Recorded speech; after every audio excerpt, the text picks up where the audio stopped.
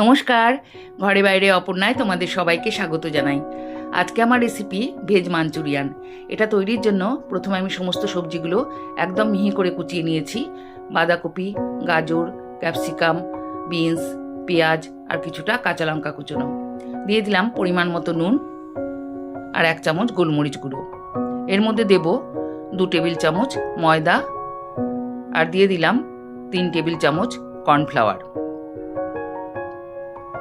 দিয়ে দেব অল্প একটু সয়া সস।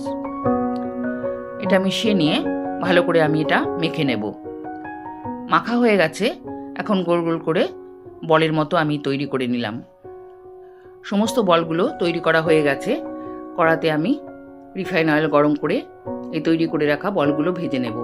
গ্যাসের ফ্লেমটা লো টু মিডিয়ামে রেখেই এগুলো আমি ভাজবো। হাই ফ্লেমে থাকলে ওপর থেকে এগুলো লাল হয়ে যাবে, কিন্তু ভেতরে কাঁচা থেকে যাবে। আস্তে আস্তে করে আমি এগুলো ভেজে নিলাম। দেখতেই পাচ্ছ এগুলো কত সুন্দরভাবে ভাজা হয়ে গেছে। এবারে একটা বোলের মধ্যে আমি কর্নফ্লাওয়ার গুলে নিলাম।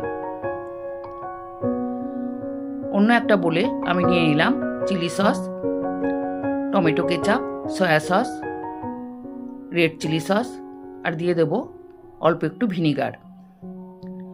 এগুলো আমি মিশিয়ে রেখে দেব। এবারে কড়াতে রসুন, আদা, পেঁয়াজ আর দেব ক্যাপসিকাম। এর মধ্যে দেব কিছুটা কাঁচা লঙ্কা কুচনো। দিয়ে দিলাম 1 চামচ কাশ্মীরি লঙ্কার গুঁড়ো আর খানিকটা গোলমরিচ গুঁড়ো। এর মধ্যে আন্দাজ মতো নুন দিলাম। সসেও নুন দেওয়া থাকে, তাই নুনটা আন্দাজ করে দিলাম। এখন ওই গুলে রাখা সসটা দিয়ে দিলাম কর্নফ্লাওয়ারের গোলাটা।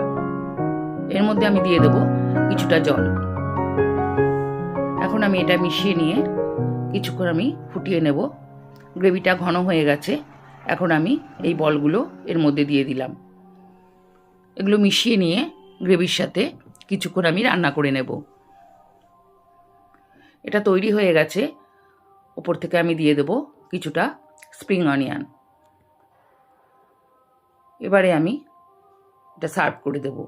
এই রেসিপিটা তোমাদের ভালো লেগে থাকলে অবশ্যই আমাকে একটা লাইক, শেয়ার করে কমেন্ট করে দিও। দেখতেই পাচ্ছ আমি দেখিয়ে দিলাম কতটা এটা নরম হয়েছে। যে সমস্ত বন্ধুরা এখনও আমার চ্যানেলটাকে সাবস্ক্রাইব করনি, তারা সাবস্ক্রাইব করে দিয়ে পাশে থাকা বেল আইকনটি প্রেস করে দেওয়ার অনুরোধ রইল।